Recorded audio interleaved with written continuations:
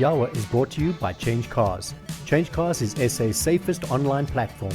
That's not an opinion, that's a fact. Welcome to another episode of You Ask, We Answer, but our motto is You Ask and We Learn Together. If you're new to the show, welcome. If you're a regular, welcome back. You know the drill. 6 questions, 2 buying, 2 selling, and 2 general. We always like to spend money first. So we're going to start with buying again? Let's start with buying. Got an absolutely lovely question. Elizabeth is from Stellenbosch in the beautiful Western Cape. She's got an incredible budget of 250,000 Rand, but she's got a lovely story. Okay. She's a single mom, brought up her son all by herself. Dad left when her son was 11 months old. Elizabeth, a genuine shout out to you. And the reason I'm so affectionate towards Elizabeth, she paid us the ultimate compliment. She said she needs advice. And who does she believe is a brand to give her the right advice? YAWA. Yeah. So thank you, Elizabeth. And to all others who trust like Elizabeth, thank you. 250,000 Rand, 19-year-old boy, not going to do a lot of driving, based in Stellenbosch, at sea level. For me, I know what I'm going with. What are you going with? Suzuki Swift. the regular go-to. But I think what is absolutely key, I can't argue with you on that, but brand new. You can get a Suzuki Swift brand new. 100%. When you're spending 250,000 Rand, it's an incredible budget. Now, we can often wear 2 hats. Yeah. Do I go brand new and buy a Suzuki Swift, Toyota Vitz, Suzuki Celerio, save a little bit of money? Or do I go for an upmarket Polo, something that is 330,000 Rand new and buy second hand? In this particular case, I would go new. What do you think? Definitely new. The 19-year-old doesn't necessarily know cars like that, doesn't need the fanciness that a Polo has. And also, if you were to get a Polo, for example, the maintenance of that is going to cost you as a 19-year-old. And a brand new Suzuki, you don't have to worry about maintenance for the next couple of years. So something interesting, I've got an advantage over Nikki. I always phone the customers and I speak to them and I engage with them. Elizabeth said, how long is she going to keep the car for? What would you imagine? If she buys brand new or second hand, how long is she going to keep it for? Minimum 5 years? No. 2 years. 2? Maximum 3. So look at the Suzuki Swift. Comes with a 3-year, 45,000 kilo service plan. Absolutely. Suzuki Swift, 250,000 Rand, brand new. Why did I mention it's at the coast? Performance of that car at the coast, superb. Can you beat a Suzuki Swift? No. At that price point, no. The only way you can beat a Suzuki Swift at that price point is if you look within the brand, and that's with the Suzuki Baleno. Now, the Suzuki Baleno, for me, that is one good-looking car. Just a little bit too big, possibly, for a 19-year-old. What do you think? It's a here and there thing. It's a bit too big when you look at it at a Suzuki Swift level, but both cars are perfect hatchbacks. Either or, honestly, you'll be happy. So Suzuki, you 2 for 2. Elizabeth, again, congratulations from us on what you've done. You've got a young man who should be very, very proud of mom. We are proud of mom. On this show, we like to make 1 female, 1 male. No, joking, it's just pure coincidence. Dean, budget of 500,000 Rand. Why do I say 500,000 Rand? He wants an installment of 12,000 Rand. What he wants, something that is different, wants to stand out, wants something that is relatively low maintenance. Why do I say relatively low maintenance? Because he knows every car's got maintenance. Yeah. But you'll never guess what I'm going for here. 500,000 Rand, something different that's going to stand out. Okay. Because I know that you won't guess what I'm going with, but let's start with you. What are you going with? You go first, just in case it was. I'm going for the Mazda 3. Okay. Very, very good choice. Mazda 3 2-liter Estina. So again, one of the things that we do, you are giving a safe option. Now, when you go Japanese, when you go Korean, it is a safe option. That Mazda, what can you fault that car on? Literally, zero. The only thing, maybe if you look at a performance aspect, you say you wish it had a turbo. Because it's normally aspirated. It's normally aspirated, but other than that, you can't fault it. Okay, so I'm going to ask Nikki just to repeat that again, so you'll see why my choice is good. You wish it had a turbo. Alfa Tonale, 500,000 Rand, 1.5 turbo and hybrid. Hybrid, yeah. You can get Tonale. You can get 500,000 Rand. I checked on CHANGECARS. Now, when it comes to Alfa Romeo, often people say you only buy an Alfa Romeo with your heart and not your head. What is my famous saying? Or what is my saying that I coined? You bite at your heart. Have you ever heard of somebody having a head attack? And Alfa Romeo is a brand that I've got the utmost respect for. I've had the pleasure of engaging with Janus from Stellantis. He's shared with me the plans for Alfa Romeo going forward. I assure you they're not sponsoring this podcast. But when you see an Alfa Romeo, Nikki, is it not one of those brands that, as you look at it, and the Mazda is superb. Yeah. It's well known that I'm a huge Mazda fan. Yeah, but definitely. Yeah, now that you said the Tonale, I'm thinking about the Tonale I once drove in 2023. It was in this green color. You should be seeing it on screen. Right. Yeah, okay. Performance, 118 kilowatts. And you must also remember, when you talk about kilowatts, 118 kilowatts on paper turbo versus 118 kilowatts on paper non-turbo. You're not comparing apples with apples. Yeah. Superb. What color do you buy an Alfa in? For me, Red. Absolutely. But any color in an Alfa, it's one of those cars in a metallic gray, in that green that you spoke about. I mean, the term green, we spoke about it a while back about Lamborghini. Yeah. But Alfa in that green, superb. Yeah, okay, I take what I said back. Okay, forget the Mazda. I'm just thinking about that Tonale and when I had it, how much fun and how good looking it is. And I can't remember when last I saw the Tonale on the road. So when you do get the Tonale, you're going to get a lot of But I think that is the key. When last did you see it? And we often talk about people having a Fortuner as an example. Magnificent fail-safe car. But I assure you, nobody pulls up into a driveway and someone says, oh, wow, is that the Toyota Fortuner? Haven't seen one of those for about 36 seconds. Alfa Romeo, you drive from here all the way back to Pretoria. I say to you, look for an Alfa Romeo Tonale. You won't see one on the way. And you can be paying attention, looking for it. So I'm saying I haven't seen that car in such a long time. I don't think I've seen that car in the past month or two, like if I'm being honest with you. So, Dean, second choice is Mazda. Now, really, I fully agree with that. It's a safe choice. Now, remember, a lot of people that will watch this have got a similar question to what Dean has got. Whereas for Dean, he wanted something different, want something stand out. The Alfa will work. So, I think it's settled. 2 Mazda, number 1 Alfa Romeo, and we all want to finish first. Yeah. We're going to take a short break, and after the break, we're going to talk about a car that is, for me, unfinished business. There are a couple of unfinished business cars. This is top of the pile. Looking at buying a brand new car? Visit changecars.co.za and click on the Beat My Quote tab, because we will beat your quote. Fabian has got something so unique, I promise you, I want to buy it. Although I'm going to give him the right advice. 2014 Jaguar F-Type, original owner, 29,000 kilos. How much do you know you like it? Yeah, because like, why does your car have 29,000 kilos? It's 'Cause a it's a 2014 car. Like, you don't drive it. 100%. He made the comment, he said, when he took it to Jaguar for a service, they're not able to tell the difference between a brand new one and his car. He's had it valued by We Buy Cars, South Africa's largest buying service, and another shout out to We Buy Cars. He commented on them. He said the one thing that stood out for him, they gave him a value that he was fundamentally happy with, but they were not pushy. It was like they didn't want to buy his car because they also advised him a car not to sell.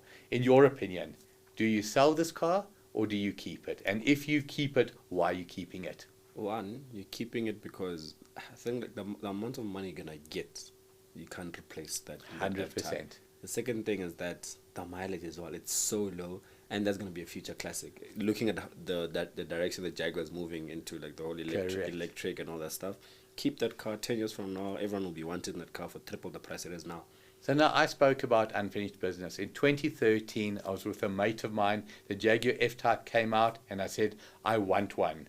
Sean Van Sale, what did you do? You bought one. You still got it today. He's got the F-Type S. There's 3 engines in that. The F-Type with a 3-liter normal, then the S, 250 on the normal one, 280 kilowatts on the S, and then the Mania, the V8, over 400. I think about 404. There are different iterations of it. But I've driven the V8. It's almost too powerful for that body. 280 kilowatts supercharged. When you start that car up, how good does that sound? Oh, it sounds amazing. Like, yeah, Jaguar, I think sounds so beautiful. I like it. I'm a huge fan of Jaguar. But for Fabian, very simply, that car is now 11 years old. To me, it still looks like the day it came out. Modern. It hasn't aged remotely. Yeah. I think it's aged exceptionally well. It almost looks better today than when it came out. 10 years from now, You're going to get 475,000 from We Buy Cars or any other person, including myself. 10 years from now, mark my words, when that car's 25 years old, that car will be worth more than double. I'm not just talking about inflation. Yeah. It's just going to be in demand, the kilos. So, Fabian, you're keeping your beautiful Jaguar. And when you do want to sell it, call me. Looking to buy a new or used car? Visit changecars.co.za. Staying within the JLR family, we've spoken about Jaguar. Who's the other half of the JLR family? No idea. Land Rover. What a brand. Land Rover, iconic. When you think of the Camel Man, and the reason I say the Camel Man, he had a Land Rover Discovery 1. Yucky's got an interesting question. Land Rover Discovery 4, you know the 4 shape well? Yeah, I do. For me, and I love the new Land Rover Discovery because it's grown on me, but the 3 and 4 for me was the very best shape. The V8, I love that. The V8, of course. But he's got the diesel, which is possibly more reliable, definitely more fuel efficient, and I think potentially less problematic. He's got the XS version. What do you know about the XS version? Funny enough, I don't know much about that. I just know the Discovery and the engines. That's it. Incredible. So if you think of the Land Rover Discovery and people say to you things that can go wrong, air suspension, electric sunroofs, navigation, the XS was the stripped down version, so mechanically the same, but no air suspension, which is brilliant, especially when the car gets old. He bought it from his dad with 128,000 kilos. He's done 60,000 kilos himself, absolutely trouble-free. And again, the reason he mentioned, what is he doing from a service point of view? Servicing it well. Servicing the car every 10,000 kilometers. He's not doing massive mileage. So 10,000 kilometers changing his oil. Does he keep it or does he sell it? Fully paid off. His wife's using it. 7-seater. No problems. Big, powerful car.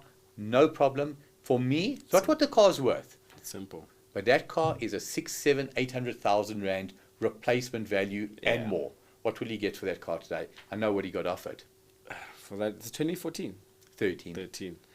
No more than 300. Okay, a little bit less, quite a bit less. 220,000. Exactly. So let's say somebody gives him 250,000 rand. Now we know I'm a huge Suzuki fan, huge Toyota fan. For 250,000 rand, what can you replace it with?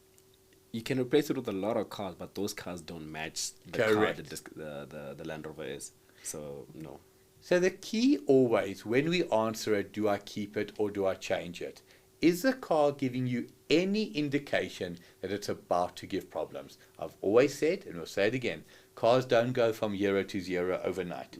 Giving you no indication, fully paid off, a car you know, a car you like, keep it, keep it, keep it. And again, we've got to add, if ever you want to sell it, Nikki and myself would love to buy it. Or if we don't buy it, somebody else will that we know. 100%. We've dealt with buying, we've dealt with selling. After the break, we're going to come back to our favorite part of the show. Is it your favorite part of the show? Definitely my favorite part. General, because I think everybody can relate to the general. Need advice? Visit changecars.co.za and click on the Ask Mikey tab. We've often heard the term champagne taste and beer money. So what do? Do you overstretch yourself or do you listen to what your brain is telling you? Sibasiso's reached out. He's got a question that I will guarantee you everybody watching will say, I can relate. Every car that he's looking at, he says he cannot afford it unless he takes it over 72 months with a minimum, you're shaking your head already, with a 25% residual. What are the challenges there, Nikki? One, like you said, he can't afford it. If you can't afford something, stay away from it. It's not your time at that specific moment.